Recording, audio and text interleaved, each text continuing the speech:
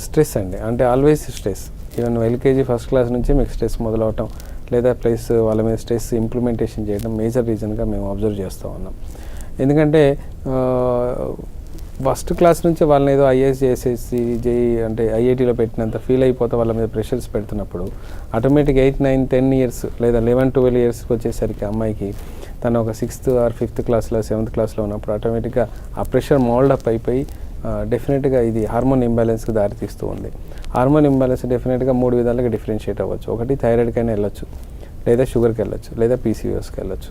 కానీ most of the time పీసీఓఎస్కి వెళ్ళే అవకాశాలు ఎక్కువగా కనబడుతున్నాయి. That is one of reason.